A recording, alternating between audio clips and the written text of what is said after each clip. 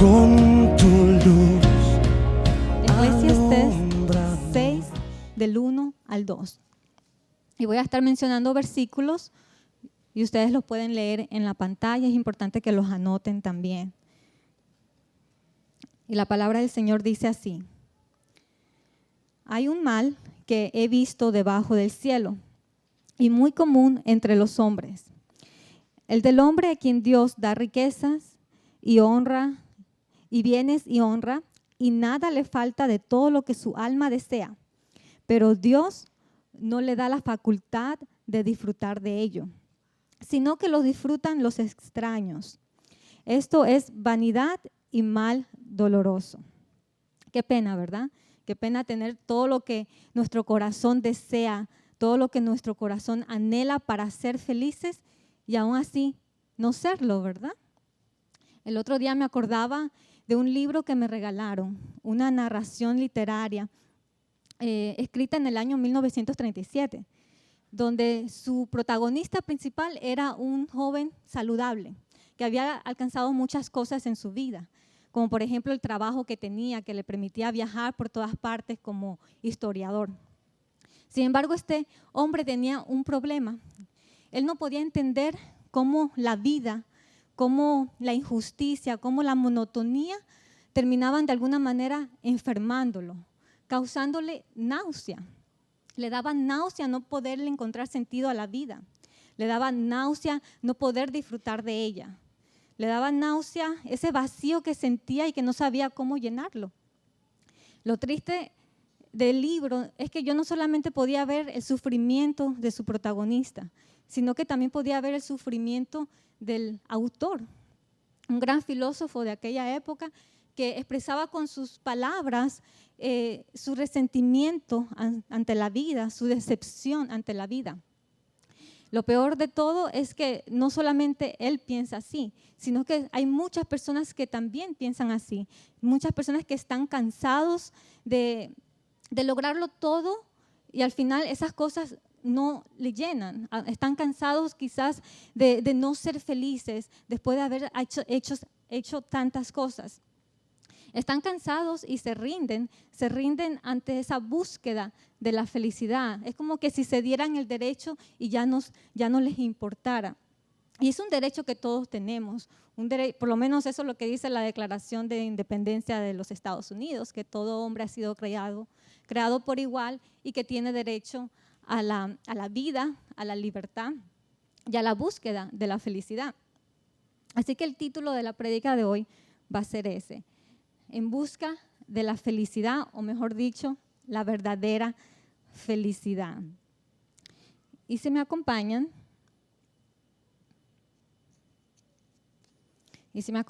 a Hechos. Bueno, antes de ir a Hechos, vamos a leer una vez más ese versículo. El versículo con que empezamos, Eclesiastés 6, del 1 al 2, dice: hay un mal que he visto debajo del cielo y muy común entre los hombres, el del hombre a quien Dios da riquezas y honra y bienes y honra, y nada le falta de todo lo que su alma desea. Pero Dios no le da la facultad de disfrutar de ello, sino que lo disfrutan los extraños. Esto es vanidad y mal doloroso. Aquí podemos ver que la felicidad no está en los bienes o en las riquezas o en la honra o en tener todo lo que nuestro corazón desea, ¿verdad? Sino más bien está en esa pequeña palabra disfrutar, en poder disfrutar de lo que está a nuestro alrededor en todo momento. Así que si nosotros queremos encontrar esa palabra en nuestras vidas, si nosotros queremos encontrar esa felicidad que estamos buscando, es necesario que lo primero que hagamos es quitar todo obstáculo que nos evite llegar a ella. Y la Biblia nos habla de 3 grandes obstáculos que tenemos y que no nos permiten ser felices. Grandes obstáculos que quizás se nos haga difícil de remover. Y uno de ellos es el no conocer a Dios. Y si me acompañan a Hechos 17, del 22 al 30. Hechos 17, del 22 al 30. Cuando Pablo visitó una ciudad en Atenas, él se dio cuenta que ellos tenían, entre medio de todos esos dioses, tenían un altar dedicado al Dios no conocido. Como que si de alguna manera ellos dijeran, o que si de alguna manera ellos quisieran decir que todos esos dioses que tenían no eran suficientes y que debía de haber alguien más grande que todos ellos, que debía de haber un Dios que pudiera de verdad guiarlos, que debía de haber quizás un Dios al que ellos no conocían, pero que sabían que existía. Y es por eso que Pablo dijo esto. Vamos a leer 22. Entonces Pablo, puesto en pie en medio del Areópago, dijo: varones atenienses, en todo observo que sois muy religiosos, porque pasando y mirando vuestros santuarios, hallé también un altar en el cual estaba la inscripción al Dios no conocido, al que vosotros adoráis, pues sin conocerle, es quien yo os anuncio. ¿Se imaginan la felicidad que habrán sentido de saber que no estaban equivocados y que ese Dios sí existía? El 24 dice: el Dios que hizo el mundo y todas las cosas que en él hay, siendo Señor del cielo y de la tierra, no habita en templos hechos por manos humanas, ni es honrado por manos de hombres, como si necesitare de algo. Pues Él es quien da a todos vida y aliento y a todas las cosas. Y de una sangre ha hecho todo el linaje de los hombres, para que habiten sobre toda la faz de la tierra. Y les ha prefijado el orden de los tiempos y los límites de su habitación. Y después nos dice por qué hizo esto. El 27 dice: para que busquen a Dios, si en alguna manera palpando pueden hallarle, aunque ciertamente no está lejos de cada uno de nosotros. Porque en Él vivimos y nos movemos y somos, como algunos de vuestros propios poetas también han dicho, porque linaje suyo somos.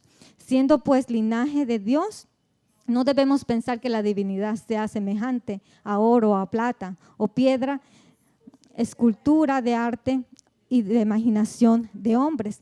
Pero Dios, habiendo pasado por alto los tiempos de esta ignorancia, ahora manda a todos los hombres en todo lugar que se arrepientan. Ellos en minutos habían escuchado lo que hubieran querido oír hace tiempo, lo que estuvieron buscando toda su vida. Ellos en minutos escucharon quién era Dios, quiénes eran ellos y lo que debían de hacer, que era arrepentirse, ¿verdad? Sin embargo, y si me acompañan, vayamos a este versículo, 2 de Corintios 4:6.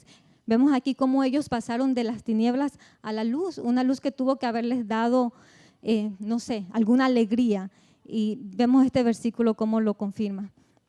Porque Dios, que mandó que de las tinieblas resplandeciese la luz, es el que resplandeció en nuestros corazones para iluminación del conocimiento de la gloria de Dios en la faz de Jesucristo.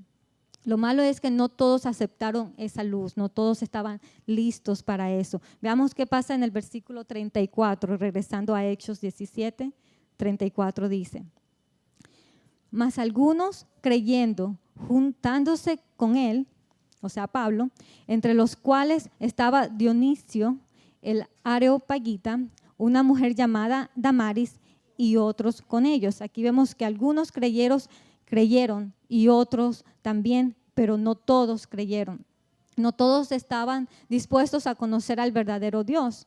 ¿Por qué? Porque eso incluía conocer todo lo que a Dios le gusta, todo lo que a Dios le aborrece, todo lo que Dios quiere y espera de nosotros. Y no estaban listos para todos esos cambios, no estaban listos para dejar a sus dioses y cambiar su manera de vivir. Y aunque anhelaban ver a Dios, al verdadero Dios, algún día ellos prefirieron no conocerlo. Y espero que nosotros nunca tomemos una decisión así, creer que podemos ser felices en realidad sin conocer a Dios, al único que nos puede decir quiénes somos y para qué estamos aquí. Amén. Oseas 4:6 dice: mi pueblo fue destruido porque le faltó conocimiento, Por cuanto desechaste el conocimiento, yo te echaré del sacerdocio. Y porque olvidaste la ley de tu Dios, también yo me olvidaré de tus hijos. Oseas 6:6 dice, porque misericordia quiero y no sacrificio, y conocimiento de Dios más que holocaustos. Juan 17:3 dice, y esta es la vida eterna, que te conozcan a ti, el único Dios verdadero, y a Jesucristo a quien has enviado. Ahora pasemos al segundo obstáculo que nos impide ser felices, y ese es el no entender a Dios. Vayamos a Romanos 3, del 10 al 12. Y aunque hay muchas cosas que en realidad nunca vamos a entender de Dios, hay algo que sí debemos entender, y es lo que Él ha hecho por nosotros. Amén. Lo que Él ha hecho por nosotros. La Biblia nos dice quiénes somos nosotros. Dice que somos pecadores, que no hay ni siquiera un solo justo, no hay ni siquiera uno que haga lo bueno delante de sus ojos, así como lo vemos en este versículo. Del 10 al 12 dice, como está escrito, no hay justo ni aún uno, no hay quien entienda, no hay quien busque a Dios. Todos se desviaron, en una se hicieron inútiles. No hay quien haga lo bueno, no hay ni siquiera uno que haga lo bueno. Todos somos pecadores y debemos de pagar por esos pecados. Y la Biblia dice que la paga del pecado pues es la muerte, y debemos de morir porque es lo justo. Dios es un Dios justo, y obviamente Él nunca va a declarar a alguien inocente sabiendo que es culpable. Es por eso que Él mismo decide pagar por esa deuda, mandando a su único hijo para que muera en nuestro lugar. Y eso lo hizo por amor a nosotros, ya que Dios no es solamente un Dios justo, sino también es un Dios bueno, es un Dios de amor, más bien dicho. Ahora, si queremos ser felices, nosotros debemos entender claramente eso. Debemos de entender cuánto Él nos ama y lo que ha hecho por nosotros. De esa manera no vamos a dejar que las filosofías del mundo nos engañen, no vamos a dejar que esa sabiduría de los hombres nos terminen engañando o confundiéndonos, así como lo vemos en este versículo. Colosenses 2:10. Colosenses 2, del 8 al 10. Mirad que nadie os engañe por medio de filosofías y huecas sutilezas, según las tradiciones de los hombres, conformes a los rudimentos del mundo, y no según Cristo, porque en Él habita corporalmente toda la plenitud de la deidad. Y vosotros estáis completos en Él, que es la cabeza de todo principado y potestad. Nosotros estamos completos en Él. O sea, si sentimos algún vacío en nuestras vidas, en Él estamos completos. Ahora, será imposible ser felices si no hemos entendido claramente lo que Él ha hecho por nosotros. El día que lo entendamos, vamos a darnos cuenta que no hay tribulación, que no hay problemas, que no hay enfermedad, que no hay nada que pueda quitarnos ese gozo que sentimos de haber sido perdonados, ese gozo que sentimos de ser amados por Dios, ese gozo que sentimos de nuestra salvación. Y eso fue lo que nos demuestra la iglesia de Macedonia. Si me acompañan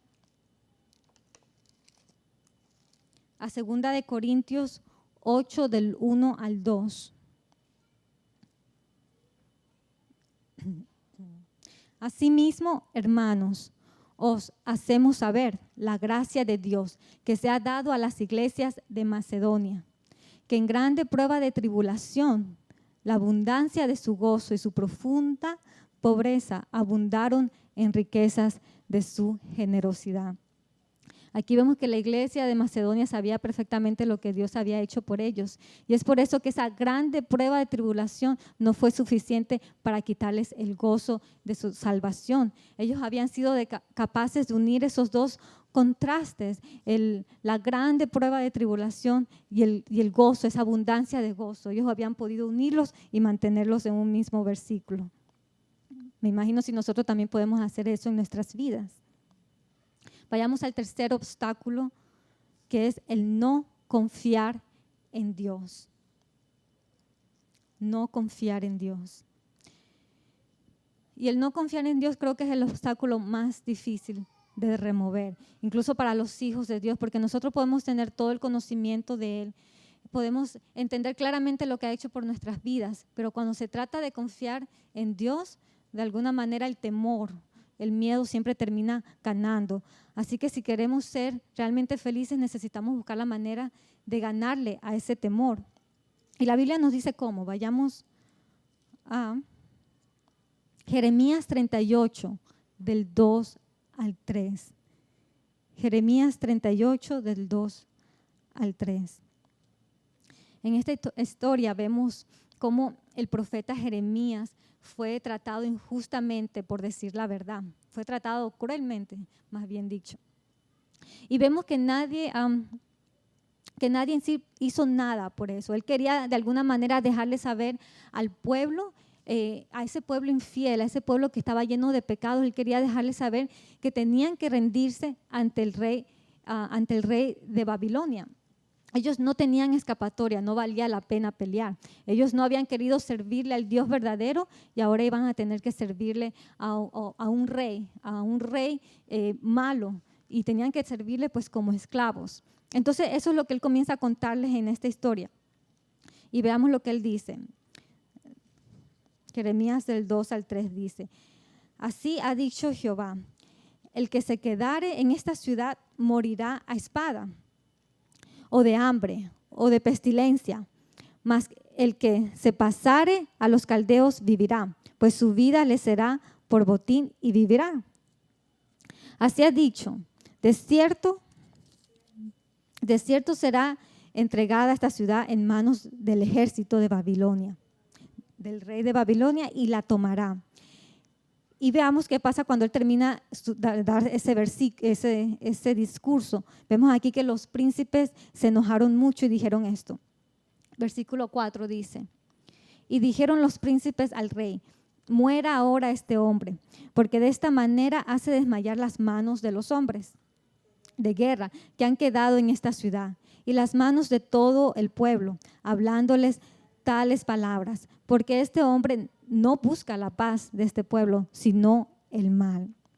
Entonces aquí vemos que el rey Sedequías, por temor, termina entregando al profeta Jeremías, termina entregándolo hacia los príncipes, y veamos qué es lo que hacen los príncipes. El versículo 5 dice: y el rey Sedequías, he aquí, disculpen, y dijo el rey Sedequías: he aquí que él está en vuestras manos, pues el rey nada puede hacer contra vosotros. Entonces tomaron ellos a Jeremías y lo hicieron echar en la cisterna de Malquías, hijo de Amelec, que está en el patio de la cárcel, y metieron a Jeremías con sogas en la cisterna. No había agua sino cieno, y se hundió Jeremías en el cieno. Entonces aquí vemos de que ellos metieron a este profeta en una cisterna, y vemos que nadie hizo nada para evitarlo. Nadie se atrevió a contradecir a esos príncipes, ni siquiera el rey. Quizás tenían temor de terminar igual que el profeta. Sin embargo, cuando Ebed-Melech, un siervo de la casa real, escuchó esto, levantó su voz para decir lo que vamos a leer, que sería el versículo, leamos el versículo 8. Ebed-Melech salió de la casa del rey y habló al rey diciendo: mi señor, el rey, mal hicieron estos varones en todo lo que han hecho con el profeta Jeremías, al cual hicieron echar en la cisterna, porque allí morirá de hambre, pues no hay más pan en la ciudad. Aquí vemos de que en este hombre había un temor más grande que el miedo que él podía sentir hacia esos príncipes, o incluso ante el rey también. Había en él un temor puro, un temor bueno, un temor que lo hizo confiar en Dios. Había en él, pues ustedes saben, es el temor de Dios. Y ese fue el temor que sentía, que lo hizo poner o balancear, ver a quién debía de escoger en ese momento, a esos príncipes o a Dios. Y fue ese temor de Dios que le dio esa valentía para pararse ante el rey y pedir por este profeta de alguna manera. A él no le importó morir con tal de salvar la vida de ese profeta. Y lo logró, ya que el rey de alguna manera termina aprobando la salida o la salvación de este profeta. Y veamos cómo lo hizo. Leamos el 8, leamos el 11 y el 13, hasta el 13. Y tomó Ebemelec en su poder a los hombres y entró a la casa del rey, debajo de la tesorería. Y tomó allí trapos viejos y ropas raídas y andrajosas, y los echó a Jeremías con sogas en la cisterna.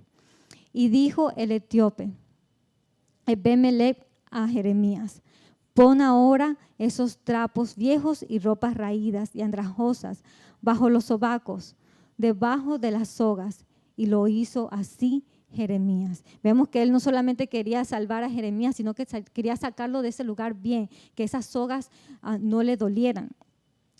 El 13 dice, de este modo sacaron a Jeremías con sogas y lo subieron de la cisterna, y quedó Jeremías en el patio de la ciudad. Ebemelec no desconfió de Dios y no dejó de hacer lo bueno ante sus ojos, aunque sabía lo que iba a pasar con este pueblo, sabía que el pueblo tenía una sentencia de muerte, sabía que si él lograba vivir de alguna manera, iba a vivir toda su vida como esclavo. Pero él decidió confiar en Dios y esa confianza la consiguió porque tenía ese temor de Dios en su vida. Él aceptó el plan de Dios a pesar de lo que sabía que iba a pasar con él, a pesar del temor que él sentía de lo que podía pasarle, él podía morir igual.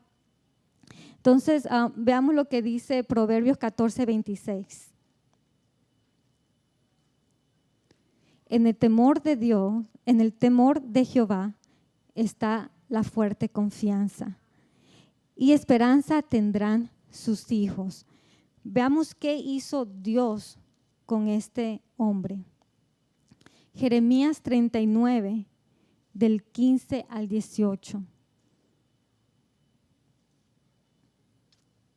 Y había venido palabra de Jehová a Jeremías, estando preso en el patio de la cárcel, diciendo: Ve y habla a Ebemelec etíope, diciendo: así ha dicho Jehová de los ejércitos, Dios de Israel: he aquí, yo traigo mis palabras sobre esta ciudad para mal y no para bien. Y sucederá esto en aquel día en tu presencia, en presencia tuya. Pero en aquel día yo te libraré, dice Jehová, y no serás entregado en manos de aquellos a quienes tú temes. Porque ciertamente te libraré, y no caerás a espada, sino que tu vida te será por botín, porque tuviste confianza en mí, dice Jehová. Y Dios lo salvó de todo eso. Esa es la recompensa de confiar en Dios. ¿Será que nosotros también podemos confiar de la misma manera? ¿Será que podemos aceptar su plan en nuestras vidas, nos guste o no? Miren lo que dice Jeremías 17, del 7 al 8. Bendito el varón que confía en Jehová y cuya confianza es Jehová, porque será como el árbol plantado junto a las aguas, que junto a la corriente echará sus raíces y no verá cuándo viene el calor, sino que su hoja estará verde y en el año de sequía no se fatigará, ni dejará de dar frutos. Bendito el varón que confía en Dios, porque nunca dejará de dar frutos. Y no cualquier tipo de fruto, frutos buenos, frutos deliciosos que podremos saborear.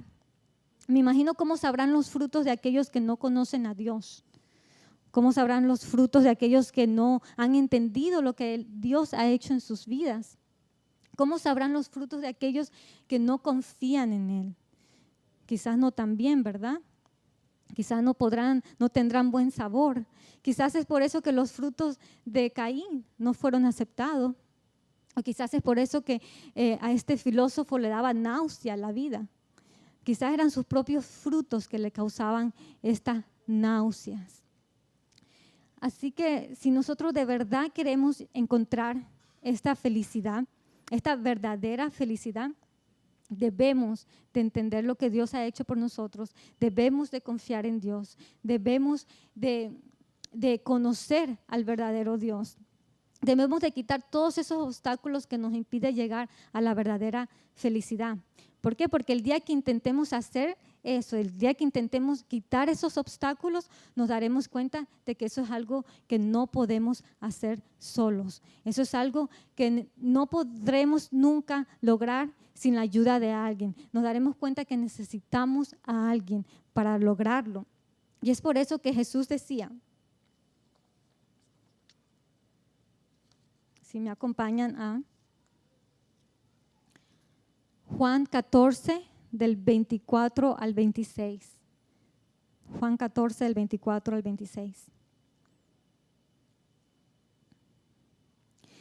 El que no me ama no guarda mis palabras, y las palabras que habéis oído no es mía, sino del Padre que me envió. Os he dicho estas cosas estando con vosotros, mas el Consolador, el Espíritu Santo, a quien el Padre enviará en mi nombre, Él os enseñará todas las cosas y os recordará todo lo que yo os he dicho. Aquí vemos que no estamos solos. Aquí vemos que el Espíritu de Dios está con nosotros, y no solamente está con nosotros, está también en nosotros. Miren lo que dice el versículo 17, 14, 17. El Espíritu de verdad, al cual el mundo no puede recibir porque no le ve ni le conoce, pero vosotros le conocéis porque mora con vosotros y estará en vosotros. Juan 16, 13 nos dice para qué mora en nosotros. Del 13 al 15 dice así: pero cuando venga el Espíritu de verdad, Él os guiará a toda verdad, porque no hablará por su propia cuenta, sino que hablará todo lo que oyere y os hará saber las cosas que habrán de venir. Él me glorificará, porque tomará de lo mío y os hará saber. Todo lo que tiene el Padre es mío. Por eso dije que tomará de lo mío y os hará saber. El Espíritu Santo que mora en nosotros quiere guiarnos, quiere enseñarnos, quiere recordarnos su palabra. Él incluso quiere consolarnos cuando estemos tristes, cuando estemos en dolor. Él quiere darnos fuerzas cuando no tengamos fuerzas. Él quiere orar por nosotros cuando no sepamos hacerlo. Él quiere plantar en nosotros frutos buenos, frutos que nosotros nunca podremos producir sin Él. Frutos que podremos saborear, como el gozo. El gozo, un gran fruto que puede superar cualquier tipo de felicidad que el mundo nos quiera dar. Frutos como la paz que sobrepasa todo entendimiento. Frutos como la paciencia que es capaz de esperar a Dios sin desesperarse, sin dudar de Él. Frutos como el amor de Dios, el dominio propio, la bondad. Frutos que vamos a poder saborear y que nunca nos causarán náusea, nunca nos causarán mal. El día que hagamos eso, si me acompañan, vamos a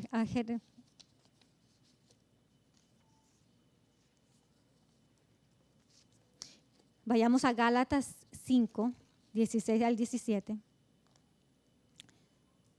Gálatas 5 del 16 al 17.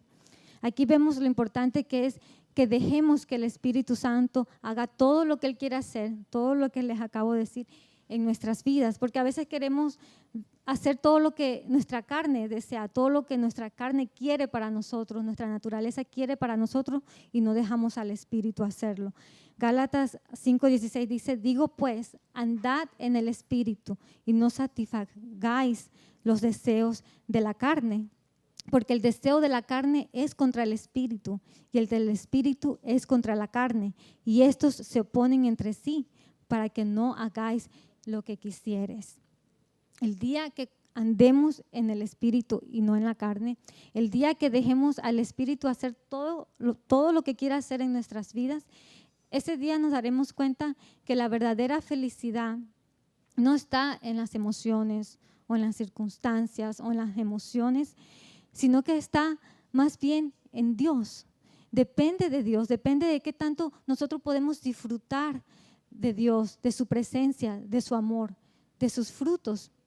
El día que nos demos cuenta de eso, ese día nos vamos a dar cuenta que la verdadera felicidad se llama Dios, es Dios. Y cuando Él es nuestra felicidad, cuando Él es lo único que puede llenar nuestro corazón de alegría, entonces Él comienza a darnos todo lo que su corazón desea.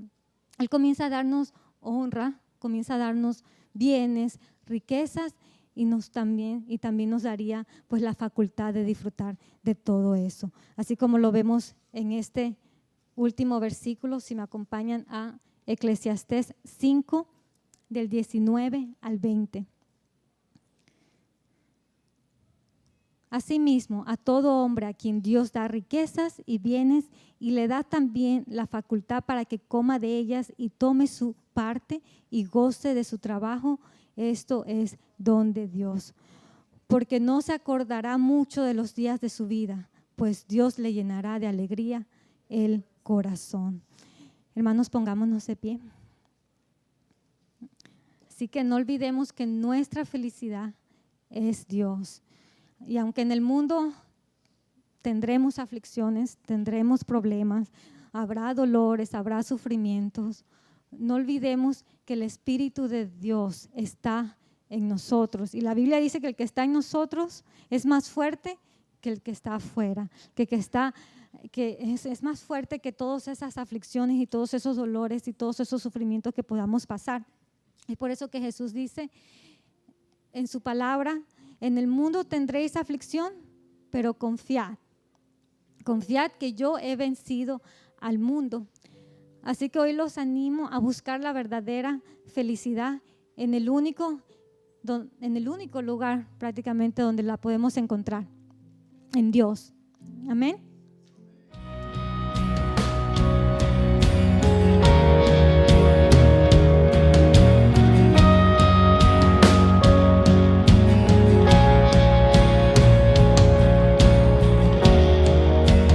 Con tu luz alumbranos, queremos